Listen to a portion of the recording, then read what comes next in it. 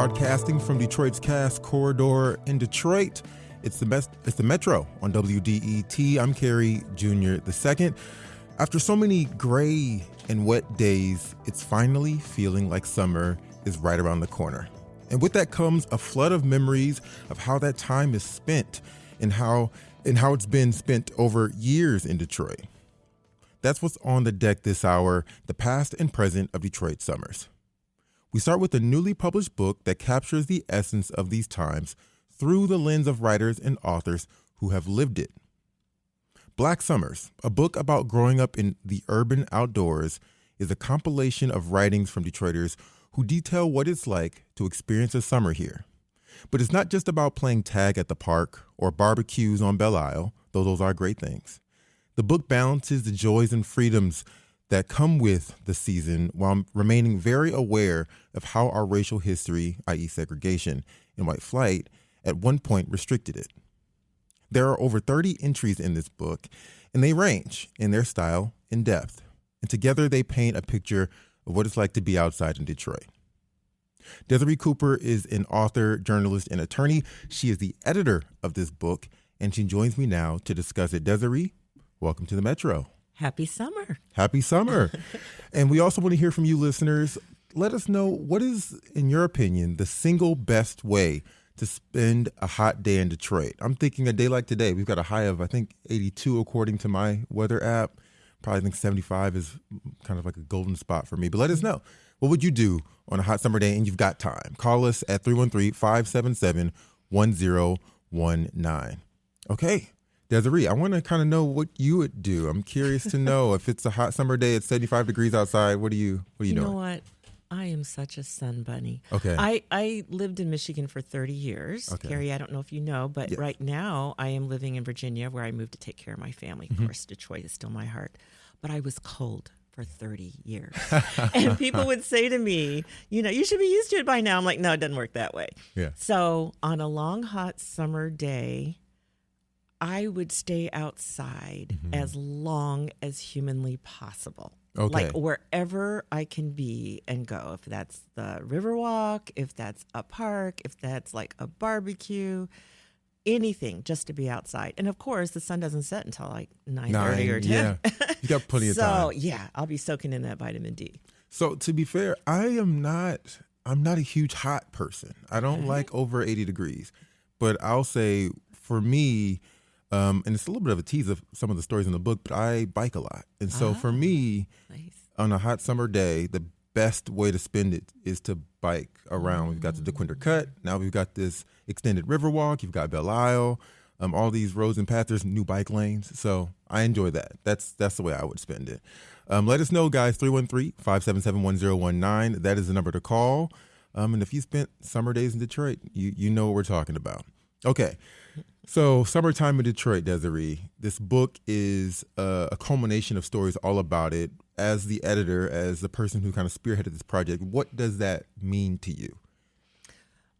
Well, first of all, when you say summer, it's iconic. It's like saying Christmas, like all these images, whether or not you celebrate it, whether or not you like summer, it's iconic.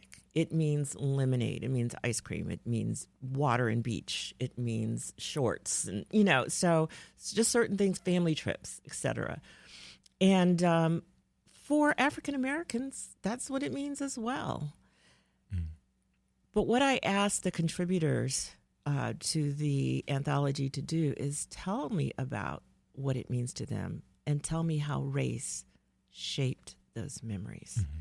And so I always say you kind of have the silver lining of summer and the ubiquitous black cloud of racism that are coexisting. And so you'll find the stories are talking about joy, and then something bizarre will sort of impinge into the story.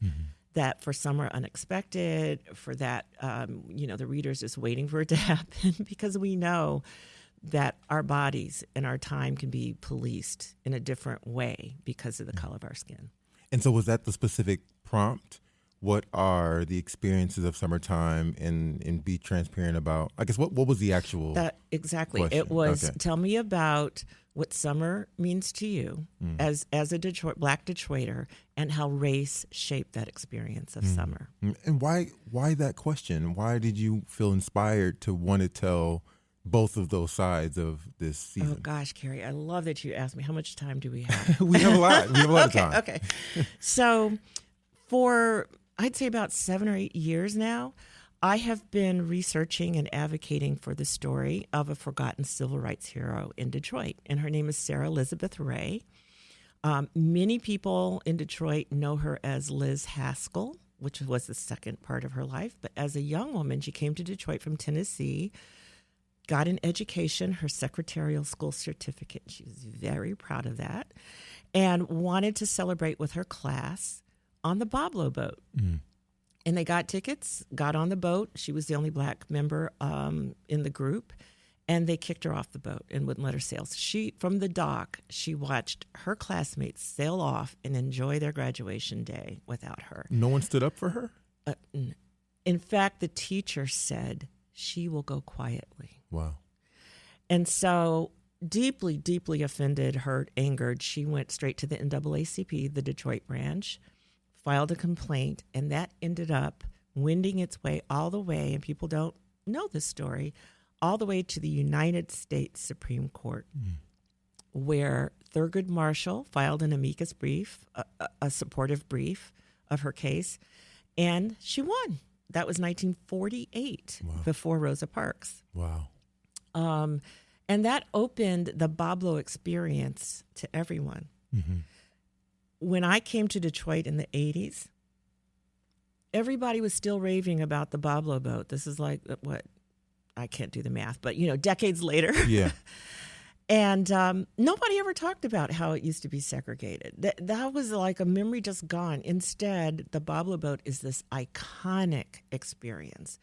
That is one thing that would come to your mind. If I ask a Detroiter, what is your summer memory? They will tell you the Boblo boat.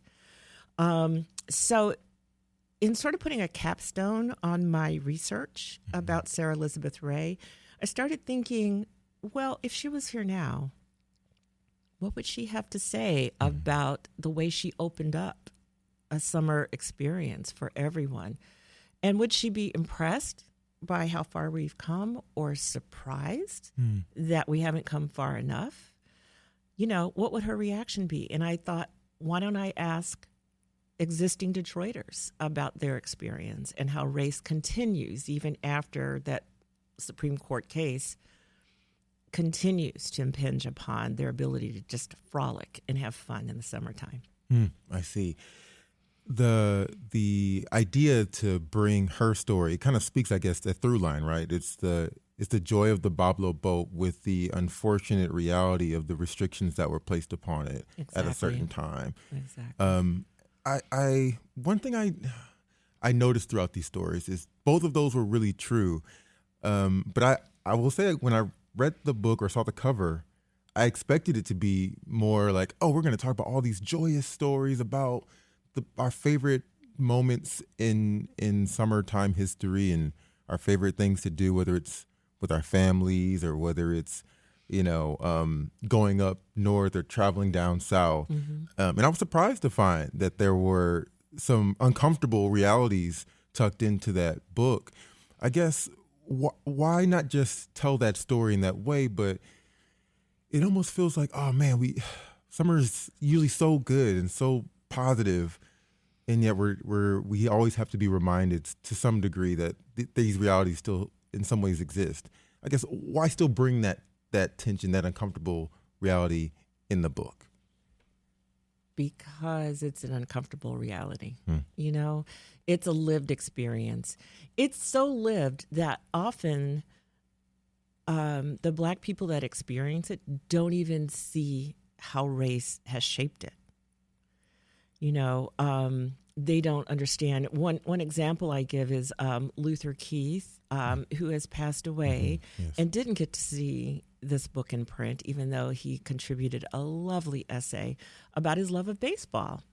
And when we were talking about his essay, I said, well, you're playing baseball. Like, what was that like? And he says, well, we were just in the alleys and we were, I broke everybody's window on the street. And I said, well, why were you playing in the alleys? Why not out in the open? And then he stopped. Well, not only in the open, but where was the program for you? Where was the park for you? Where's your park? Got you. Okay. That was a direct result of the abandonment of the city and the lack of resources that the young people had growing up in the city. So he didn't really look at it that way, over the course. And God bless him, because it didn't stop him, right? Sometimes when you recognize that you're being oppressed, you absorb the oppression. And so his point of view was like, I don't care where the programs are. I'm going to play ball and I'm going to be great. And he was.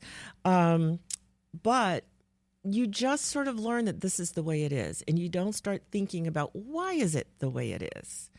And so I kind of wanted to open that up a little bit. I think especially, Carrie, in this day and age when so much of our history is just being brushed away, you do get questions. Why do you guys keep bringing that up? Well, if you would stop it, we can stop talking about it. Yeah. But it hasn't stopped.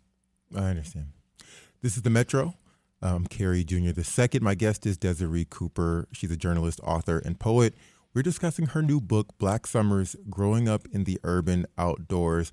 And we want to hear from you. What is the single best way to spend a 75-degree day in Detroit? Call us at 313-577-1019. So you mentioned Luther Keith. I want to ask you about how you compiled the authors for this book. Well, I kind of started with those who I knew. I was a journalist in Detroit for a decade. And so I did talk to many of my colleagues, asking them, if I pose this question, what would be an answer, and would you want to write about it? And then I also got referrals to other people. I'm active in the poetry community, even though I'm not really a poet. If you produce poetry. Well, that's not my wheelhouse. Sure. But I do know a lot of poets in town, and I really wanted to bring their voices in as well. So there's some poetry included in the volume. And then I went to Inside Out Literary Arts, which is a writing literary organization in Detroit for young people in the public schools. And they opened the door to some youth voices for me. So the people in the anthology are from ages 16 to 74. So we are getting some Detroit as it is and Detroit as it was in the volumes. And then I started looking at, okay, everyone can't write about Belle Isle. Right. Everyone can't write about, the waterfront or the barbecue. And so what are we missing that's like quintessentially Detroit? And I had almost put a wrapper on it when I realized there was not one car story in the, and I'm like, we can't do that. Yeah, that would be we an can't oversight. do that. And so I went to Nandi Comer, poet, and I'm like, do you have a car story? And so she gave us a great story. On the lodge with it, right? On the lodge with it, yeah. So it was just sort of like, cobbling it together. I was trying to keep the bird's eye view to make sure the diversity I wanted. I had people East Side, West Side. I have people of different sexual orientations. Yeah. I have people of different socioeconomic backgrounds. So I was really trying to avoid that one story that everyone wants to tell. And that's the story. Well, we all got along on our street and everybody was family and we played outside till the street lights came on. Okay, we know that story. And so I was trying to really find a little bit more variety. I have this theory that our summers feel special here. And you kind of spoke to this when we first began the conversation. Because our winters are so harsh and we go through what feels like 5 months of cold weather. 5. Just November, December, January, February, March, and then just April, May. I feel like May and April are a little bit warmer, but we get a ton of rain and it's cloudy, and it's just like it feels like we're never going to get there. So we'll go 7 months of miserable weather. So by the time we get to what is it now? It's almost June, and last week it was cold and gray. by the time we get here, it's like, oh my goodness, the floodgates are open. Everyone wants to be outside. It becomes super special. As someone who's lived in other places, is my theory? Am I onto something here? Well, I say in the introduction, it's like summer in Detroit is the Dr. Jekyll to the winter Mr. Hyde, or the other way around. It's just so crazy. And I met Detroit in the summertime. My first experience was for a job here in the summer of '84. And I could not believe how happy everybody was. Right. I could not believe how life out loud everybody was. It was exactly that. I didn't realize till I went through the winter what was behind that. But yeah, just being able to be freed, was the joy. I think I would call that a catfish, because once you make it to November, you're like, what in the world did I sign up for? You come in thinking this is going to be so great. It's so wonderful. And then the holiday season comes. Oh, and you it's nailed it. Rough. All right, we're going to take a quick break here. And when we return, we'll continue this conversation about summertime in Detroit. And for those of you out there listening, we want to hear from you. What is the single best way for you to spend a hot day in Detroit? Call us at 313-577-1019. Maybe it's a barbecue. Maybe it's bike riding like myself. Maybe it's indoors because you don't want to stay in the sun. I don't know. Let us know. Call the number. We'll be right back.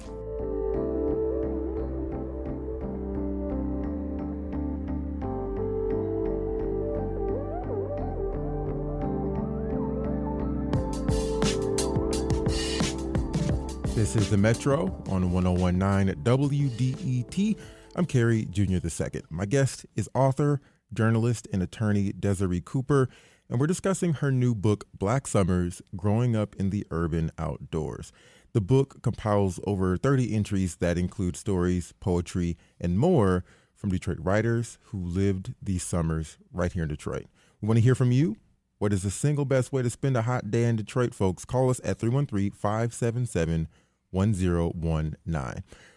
Okay, Desiree, you write in your foreword to this book that you had intended this to be one book about summers in Detroit, a book about summers in Detroit today, but it turned out to be a book about childhood in Detroit, and that the entries happen to be stories almost viewing their parents and interpreting it from a different perspective. Mm-hmm. Why do you think that is? And kind of talk about the intent and the experience of seeing what you got out of it. Yeah, Detroit is changing so rapidly right now, mm-hmm. and Detroit has always been the kind of place that's very innovative about music, about life, about culture, about food, and about fun. So there are things that happened in Detroit that people will say, like, what? You do what? We don't get that. And I thought that there'd be a lot of that kind of story, okay, that people would want to tell. Like, you won't believe this, but in Detroit we do this and blah, blah, blah. So when we were talking earlier about how iconic summer is, yeah, I wasn't thinking about how people do associate summer with childhood. Mm-hmm. And I think it's because naturally you get 3 months off in the year that's unscheduled. In the olden days, it was unscheduled and you were running around unsupervised. But still, the pace changes, the intent of the days change, and it just really impacts you harder. As an adult, you still hold on to that because you get resentful that you're working through the summer, right? Because you still have this expectation of leisure, of slowdown, and you put all this stuff in this, I'll do it this summer, because there'll be time, and there never is. So people automatically, when I asked them the question, went to their childhood memories, but they didn't stay there. Mm-hmm. It's like you just said, they took that childhood memory and then took the lens up to their parent and was like, why did this happen? Why was it so important for my dad to put us all in a car and drive us around? Like, we did that a lot in the summertime. Mm-hmm. Or why was it so important for him to go fishing? Or why did my mom spend all that time and energy packing us for a camping trip in Canada? And what started unraveling is adults writing about a new understanding of their parents and how seeking the outdoors was a way for them to have a mental respite from the pressures of an urban environment, especially the racism. That they were carrying around all of this stress around racism. And by taking that long drive, or by going out in the country, or by going to visit relatives, some of that started to fall off. And I just thought that was just, of course that's true. I just didn't expect it to come up, in these stories so prominently as they did.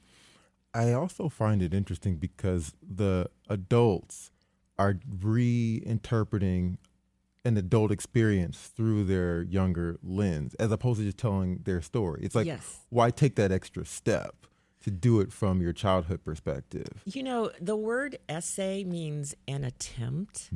And when they're teaching essay writing, they're like, the essay is really an attempt to understand yourself and your environment. So it's not a lecture, and it's not a simple retelling. It's not reporting what happened. So what happened, I think, especially this is very fun with the journalists who were very used to sort of stating the facts and writing. And I kept saying, well, why? Why did that happen? Blah, blah. And before you knew it, they were like, wow, this is really about my mom, isn't it? And I'm like, yeah, you're writing about your mom.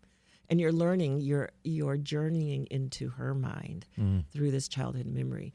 So that was just a completely fun and unexpected experience of working with these amazing writers that shared their stories. Wow. And I feel like, too, from that perspective, you might get a little bit more interesting stories, because as a child, you only can do so many things, or be allowed to do so many things, at least that I know of. Now, depending on, for me, it was, we went outside, we rode bikes, ice cream trucks, all of those things are core memories to me. But I imagine that's also similar to a lot of folks when I think of my just pure childhood memories. When I think of my parents from that perspective, I mean, it's picnics, there's work. My mom was a teacher, so she took her summers off. So there's just like a lot of different elements and factors that kind of weigh into it that make it a little bit more complex there. I think so. I think so. So I want to ask about a couple of stories you included in the book. The Backyard Bomb by author Bridget M. Davis. She takes a really unique approach to a story about the 67 riots. Can you talk a little bit about why that story lands the way it does? Oh, my goodness. What a story. So Bridget is talking about being a young child, and how from her home in Detroit, the front porch was like the sanctuary. That's where you hung out. That's where the parents sat and talked and guarded, the children in their play. It was community, the front porch. When the 67 rebellion happened, it was no longer safe to be in the front. And she had the experience of watching tanks go down the street and listening to the news saying, don't go out, don't go out, don't go out. And so every time her father was going to leave the house, she was completely traumatized. And Carrie, we've heard these stories before, but I do think that in this moment, they hit different, because now we have watched ICE take down people in urban areas. We have watched protests. We have seen people killed for protesting. We have seen tanks on our city streets in America. And we watched in horror as those things happen. So if you didn't witness it in 67, we have some way to enter that experience now, because it's happened again. And imagine yourself as a child with that stuff happening around you. So what happened was her father realized that this child had experienced a trauma, and to help her sort of unwind it, he encouraged her to go into the backyard and play on her own, wherever her imagination would take her. But she remembers how he stood out on that back porch and watched over her, did not interfere with her working it out, but just that assurance to her that she could still have imagination, she could still have a safe place, and he was still there to watch her and keep her safe. And be outside. So, just talking about the rebellion as a trauma, I think is a little different. We rarely hear that these days. And I think the city had a trauma. Yeah. That we don't, if you think of something as a trauma, then the antidote is a healing process. Yeah. That's different than if you think of something as a war, as a riot, as, like a conflict that we had to find some other resolution. Right. We move on from it once it's over. Exactly. You move on. When you say trauma, there's a wound that needs to be healed. And I don't think that as a city we have looked at it that way enough. And the front porch is a very sacred place, especially in Detroit, too. I mean, that's where people gather. Carrie, this is my point. Yeah. Like, we made sanctuary out of very specific things. Our front porch is sanctuary. How many, I'm going to say black men because this is of a time, black men in that front yard, perfectly manicured, perfect. Don't walk on that yard. The roses are, that is his postage stamp of control, of ownership, of worth, that front yard. We made sanctuary over kitchens, over our family reunions. I even talk about the car as a place of sanctuary because we think of driving while black and it's a threatening place. But for a very long time, that threat was very real and still is very real. But it's also a place of control. When you can put your family in a car, you control the steering and where you're going and what time you'll be back, and you experience the outdoors from that bubble. And that's a sanctuary. Themes, the idea of like freedom and being outside in summer are coming into my mind. This idea of control is coming into my mind. I'm wondering, because we're balancing these two ideas, the idea that summertime is joyous, summertime is fun, but also we understand that there are restrictions that have been put upon it and still exist today. Is it also potentially an antidote? The idea that you can go outside, you can take up space, you can enjoy recreational activity, and there are now more spaces, particularly in Detroit, to do that kind of thing. Is that, I guess, potentially a helpful solution to move forward? So I've been parachuting in and out of Detroit for the last 10 years. Yeah. And the change is remarkable. And one of the changes that I particularly love is the expansion of easily accessible public spaces, and even the reorganization of places, rerouting roads, et cetera, to make places walkable. And so far, they don't also seem to be heavily policed. Yeah.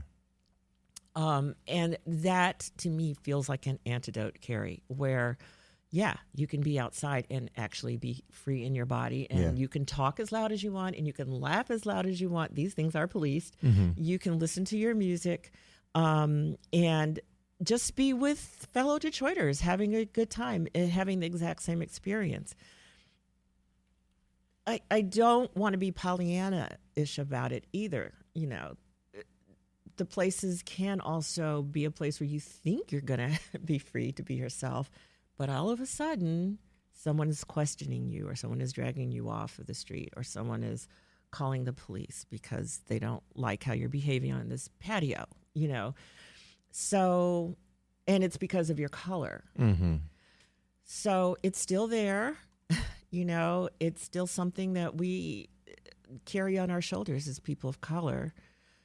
But at the same time, I feel like there is an attempt to really equalize things in certain parts of the city. Okay. The parks in particular, I think, are a place of healing. They're spaces, but that doesn't change yet the behavior that people still have to face on the day-to-day.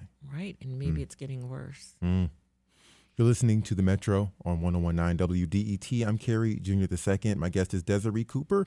She's a journalist, author, and poet, and we're discussing her new book, Black Summers, Growing Up in the Urban Outdoors. So I want to get to this point about being outside in a second. Before we do that, we do have a caller on the phone. I want to go to Jessica in Detroit. Jessica, what's Detroit summer to you? Oh, my goodness. It is, I'm second generation Detroiter. And so summers for me is my parents taking me to Belle Isle. I love the bridge.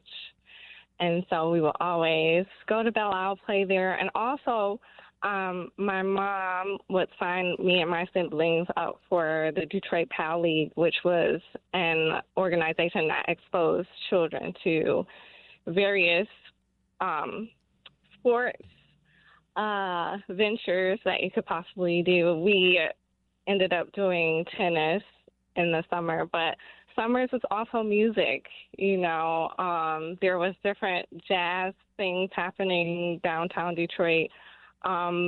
And I still remember we would always pass by the train station that's now renovated, and we would be like, "Oh my goodness, this eyesore."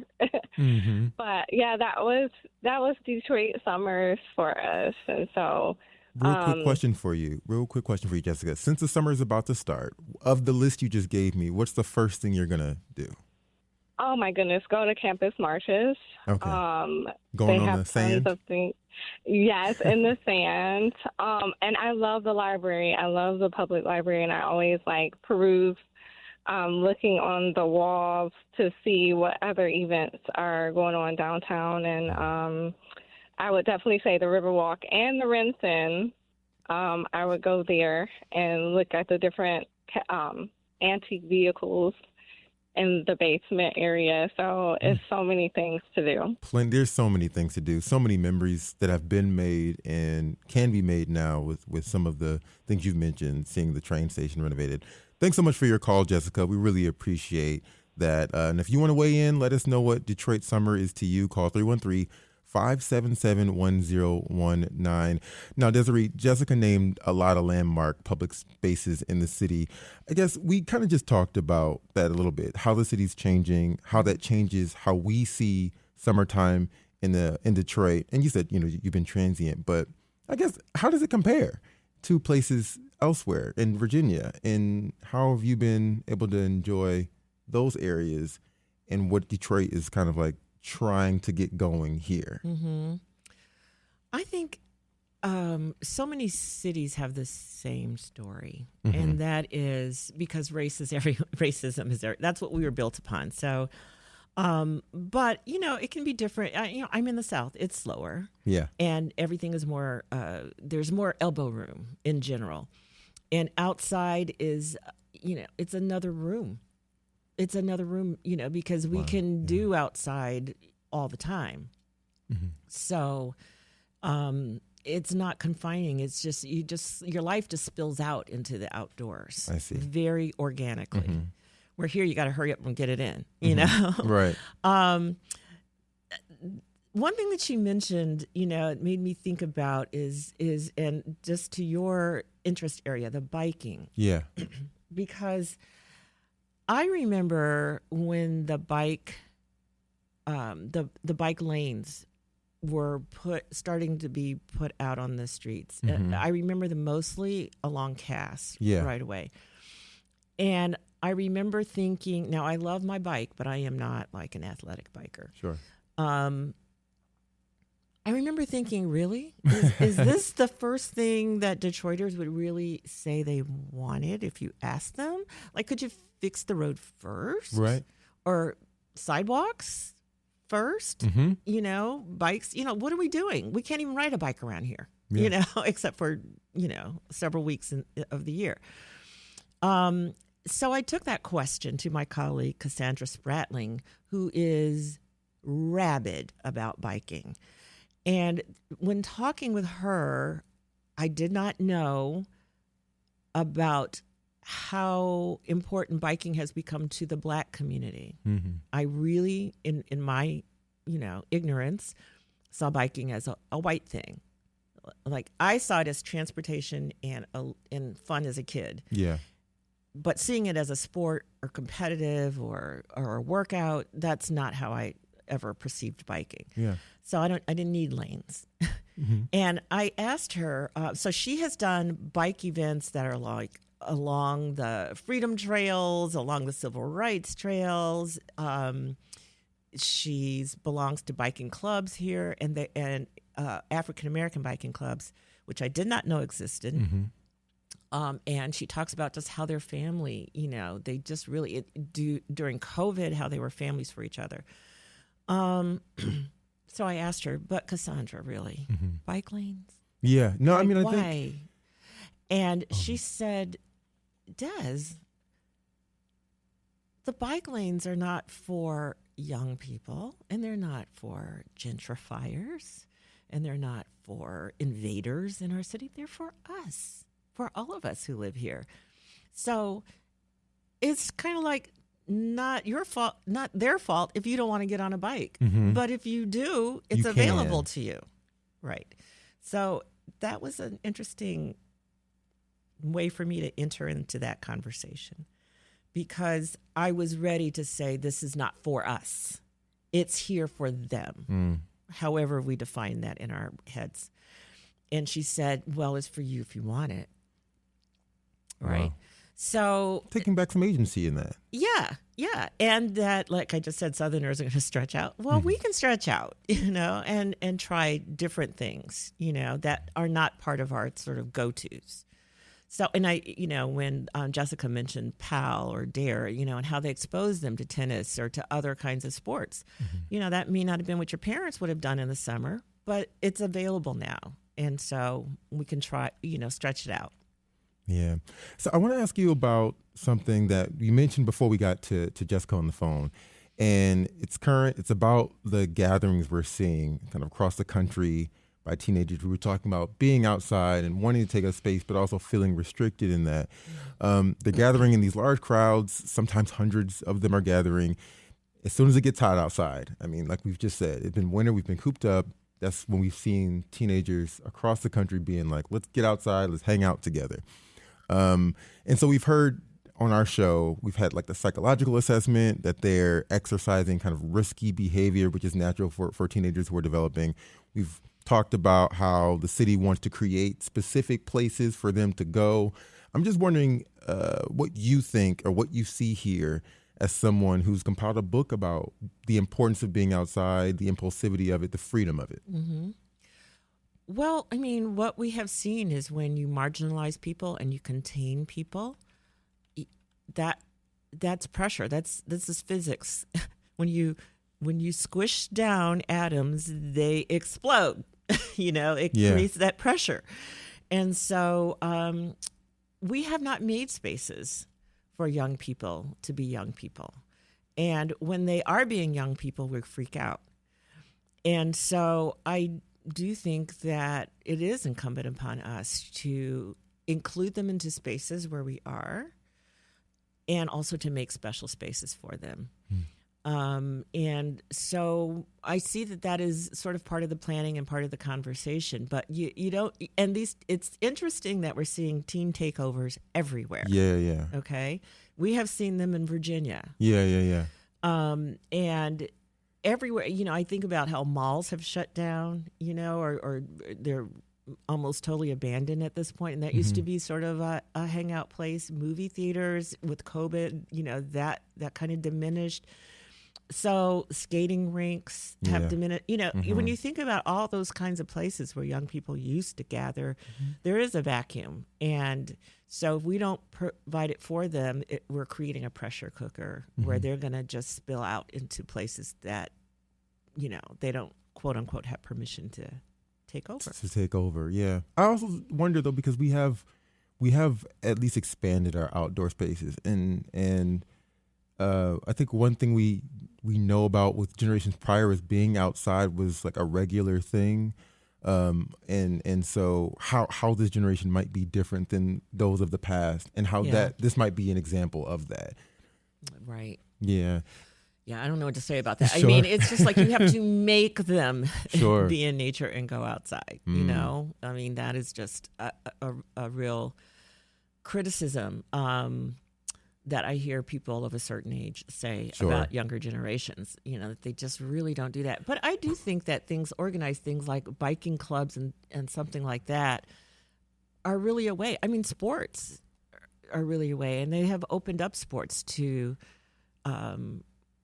women and girls, in ways that they weren't available before. So that could also be an outlet. Okay. We're going to take one last break here. We'll come back and we're going to wrap it up. We've got a few callers on the line that we want to speak to, and then we'll talk a little bit more about summertime in Detroit. So stick with us here on 101.9 WDET. This is The Metro. We'll be right back.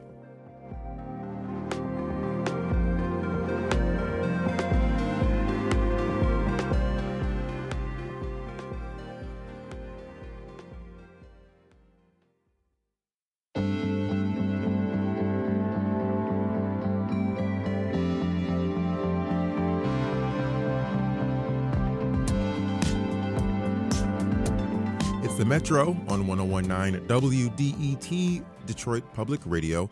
I'm Carrie Jr. II. My guest is Desiree Cooper, an author, journalist, and the editor of the book Black Summers Growing Up in the Urban Outdoors.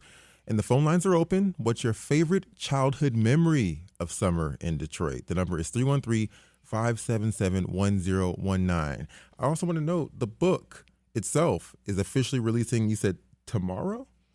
The book is out now, Out wherever now. you like to buy books. Okay. The Detroit bookstores have been extraordinary in welcoming this book. So, Okay. Support your indie bookseller. But tomorrow we're having our big Detroit summer launch party. Launch party. So, and the public is welcome. You do have to RSVP. If you go to descooper.com and go to the calendar, you'll find it. So that's tomorrow from 6 to 8. At a park, A.B. Ford Park. It's on Lenox on the east side. Yeah. And so we're going to be in there having a great time, and we're going to have some of the contributors read from from Black Summer. So it should be fun. Being outdoors, we love that. You got to do it outdoors, and you pick the right time for it too, because 1 week earlier, I know. you might have gotten caught in We the rain. thought about that, yes. Okay, we want to go to the phones now. We've got some folks on the line who's going to share their memories of Detroit summer. We've got Alice in Dearborn. Alice, thanks for calling. What's on your mind? Alice Tate in Detroit. Alice, Alice, are you there? hello, How you doing, Alice? hello. Hello, we're here. You're on the radio. Are you there? Yes, I'm here. Okay, go ahead and tell us what's on your mind, Alice. Well, I have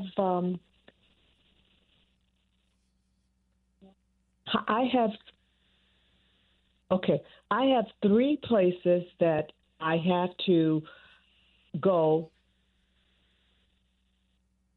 I have three places that I have to go in Detroit during the summer. And the first is Shane Park. And I always talk about Shane Park as a treasure that I don't know of any other place that you can go.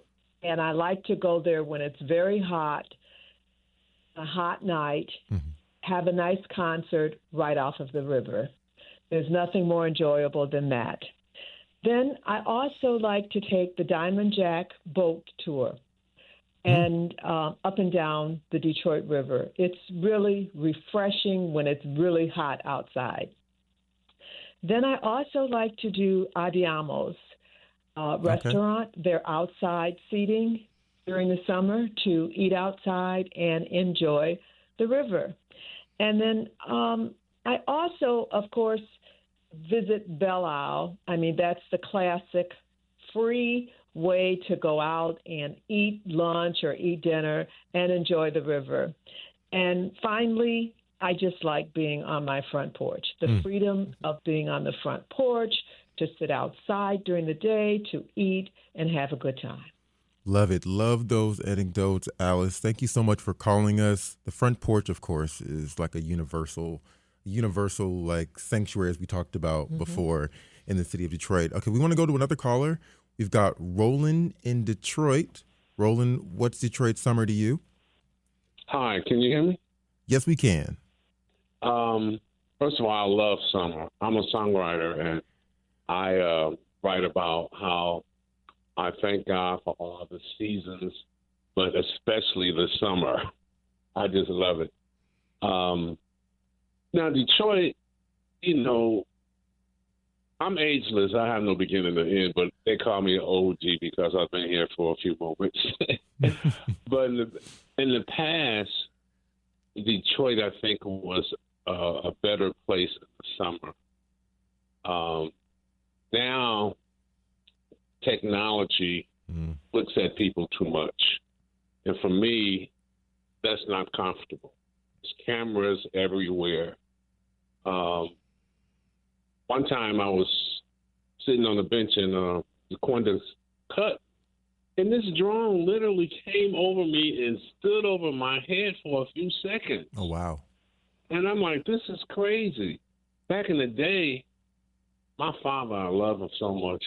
He's transitioned now, of course, but he used to just let me take the city and do whatever I want. I could, without being supervised. Maybe, I was 8 or 9, but I would just go all over the city in the summer, and it was just a beautiful thing. Mm-hmm. Today, like with our youth now, this internet has taught them what the world is really about. And I think a lot of our youth don't like it. And this is their way, I think, this is what's in their mind, that they're rebelling. You're talking about the team takeovers now, Roland. Is that right? Yeah. Okay. So I don't think we should give up on our youth, but, the core of this country and society really has to change their ways and stop allowing oligarchs to run everything. Mm-hmm.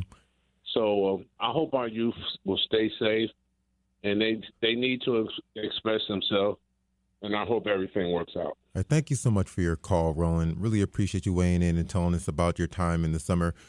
We've got one more caller. We're short on time, so we've got Frederick in Ann Arbor. Frederick, we got to keep it short here. Give us about 60 seconds of your time in Detroit summers. Okay, I appreciate you guys. When I during the late 60s, early 70s in Detroit, you had a lot of areas that you had playgrounds in the neighborhood. And the playgrounds, they had swimming pools. And the swimming pools with the lifeguards and whatnot. And so in the summer, after you got out of school for summer vacation, we hung out at the swimming pools. Well, as our neighborhood transitioned from predominantly white to African-American, the swimming pools became, they didn't open the swimming pools up as they would normally do. And we had a situation one summer where some of the ladies in the neighborhood, they protested because they weren't opening up the swimming pools. Our particular swimming pool was Gallagher, located on St. Jean in Kercheval. So they went down to City Hall and they opened up the swimming pool that year. But slowly after that, the swimming pool, and they had another neighborhood, I think it was Meharry Park. Mm-hmm. They had a swimming pool, and eventually the swimming pools and access to swimming pools became less and less.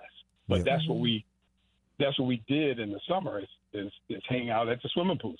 They even had at one time, they called it the swim mobile. It would go around into the different neighborhoods. It looked like I was going to ask you if you'd heard about that. Yes, the swim mobiles. Yeah, and they used to go around into the neighborhoods and let the kids swim and everything.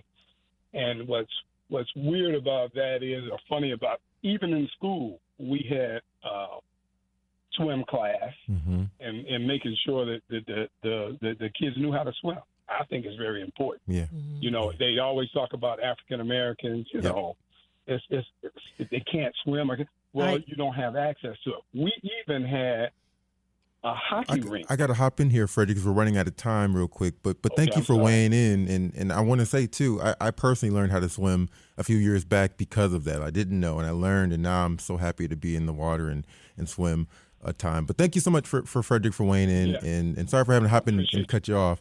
Desiree, you had one comment. We've got 40 seconds left. Okay. Well, I mean, Frederick went right into what I was thinking, and that is, we do well what we do much. If you don't have access to swimming, you're not going to. So it's not that African Americans don't like water and African Americans don't swim. The callers all pointed out the river and how much they revere it. And so water is very much part of our Detroit story and our Detroit summers. Desiree Cooper, thank you so much for joining me. She's an author, journalist, and the editor of the book, Black Summers, Growing Up in the Urban Outdoors. You can catch them at the launch party tomorrow. And this is The Metro. It's a production of WDET, a listener-supported service of Wayne State University. And this is WDET, Detroit Public Radio, your connection to news, music, and conversation. Have a great day.